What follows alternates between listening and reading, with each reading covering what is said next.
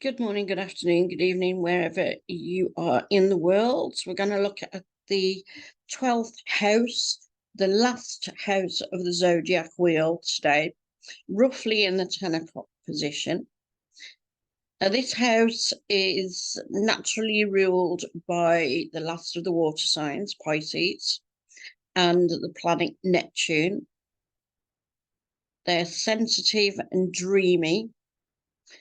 Pisces is a mutable sign, so it's quite adaptable to its environment. The 12th house is seen as having a shape-shifting character, but not a lot of stability.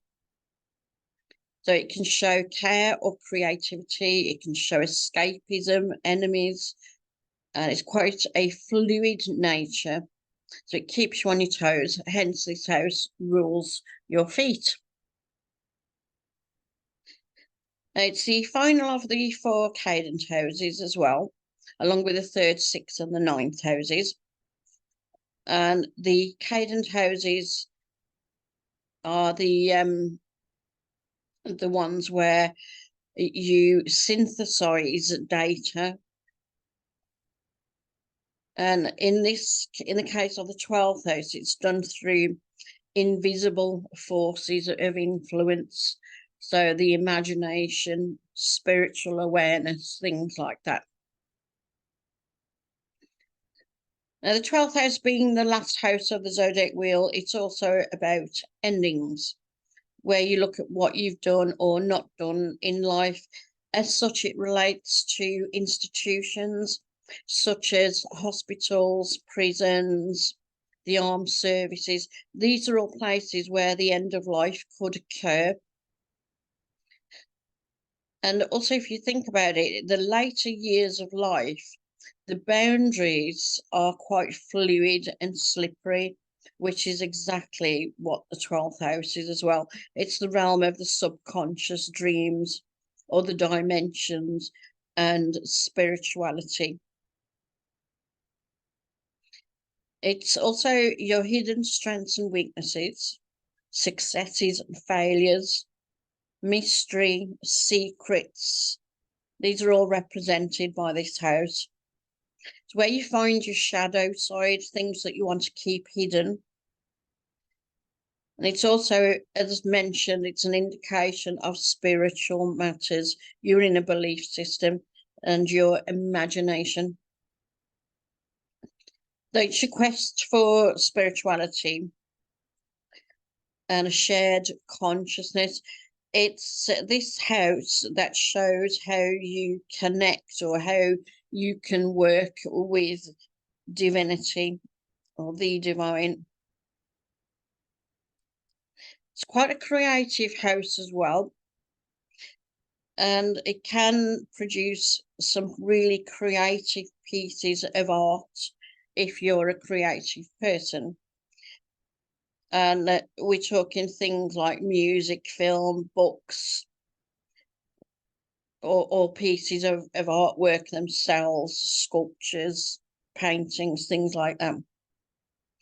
And these can be quite cathartic, so that they can be a healing from trauma.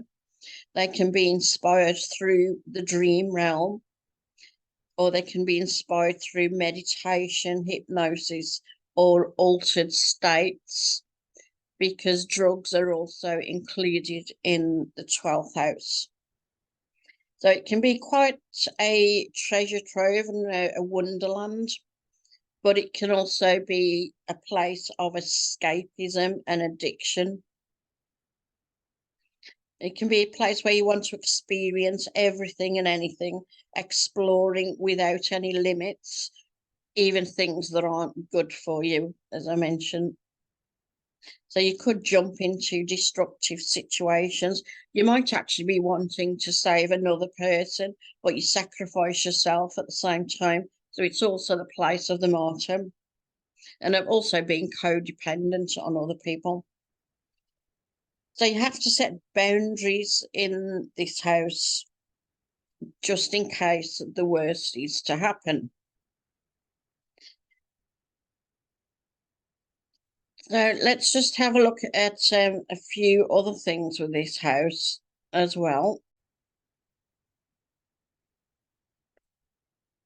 So it also includes escapism. When people go on drugs, they're trying to escape from reality that could be traumatic for them. So it's also a place where you can become isolated from society.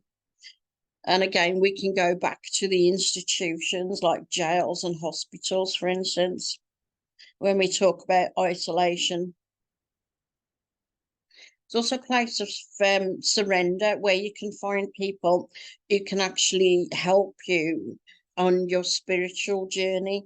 So people like clergymen, shamans, gurus, energy workers, psychics, and mediums. They're all within this house as well.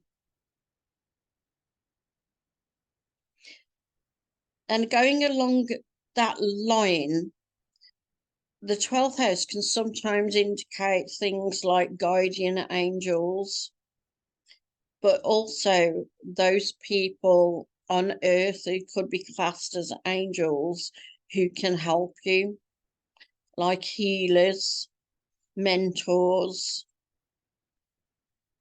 and people who can progress you on a spiritual path. But you've also got to be a little bit careful because you also get those people who are quite tricky and can actually be like a hidden enemy to you as well. Not all gurus want to help you, some of them will take advantage.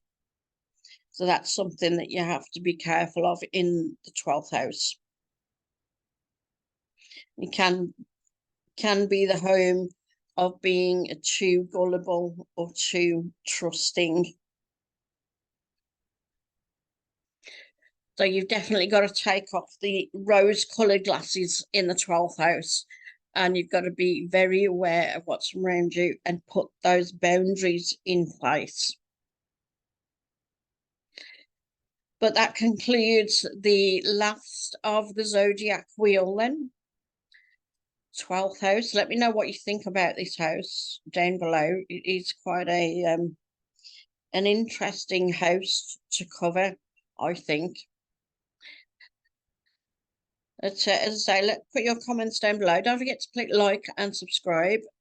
And I will catch you next time. And I will look at doing maybe a bit more of the astrology to get a little bit more understanding out there. Thank you for joining me. Take care, everyone. Catch you soon. Bye-bye.